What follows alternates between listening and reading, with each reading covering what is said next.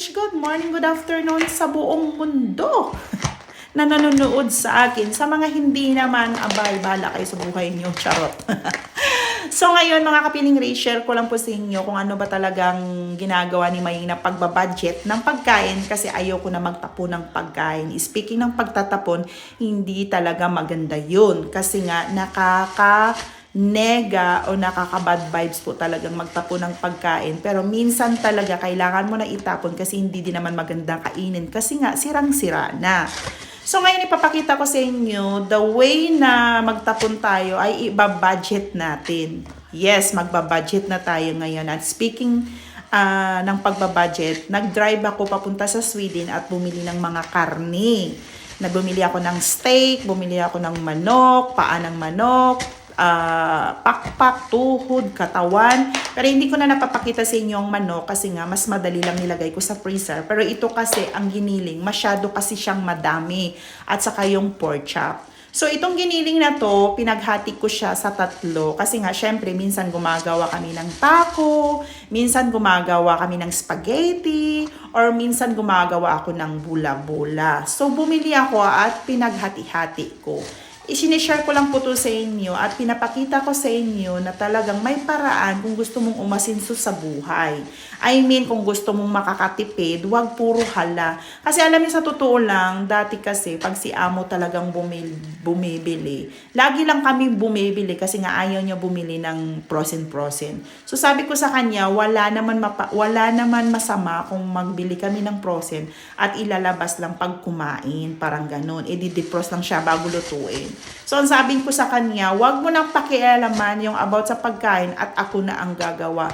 Kasi kung siya, super ang gastos namin na everyday nasa grocery kami at namimili. So, hindi maganda yon kasi syempre, papunta na kami ng tumatanda na kami. Kailangan talaga namin na makaipon para sa future ng dalawa naming anak. Yes. So, kailangan talaga natin na magtipid. Hindi yung hala ng hala lang. Kasi syempre, may mga pangarap din tayo ng gusto.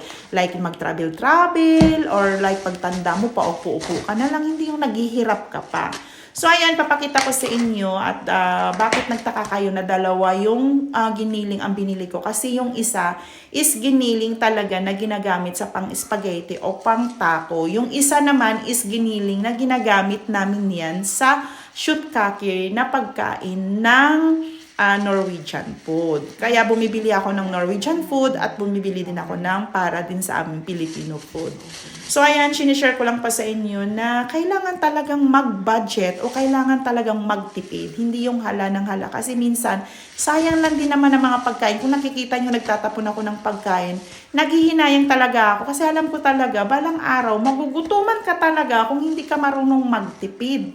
Kung iisipin mo lang lagi yung pagkain ng pagkain, syempre wala naman masama na unahin natin yung pagkain para sa katawan natin. Kasi nga sabi nga nila, kaya nga tayo kumakain para sa pagkain. Pero syempre, wag panay tapon ng tapon. So ayan, pinapakita ko lang sa inyo kung gaano ka-smart si Maying Norway. Alam niyo, sa totoo lang, napaka-ano ko talaga pagdating sa mga ganito,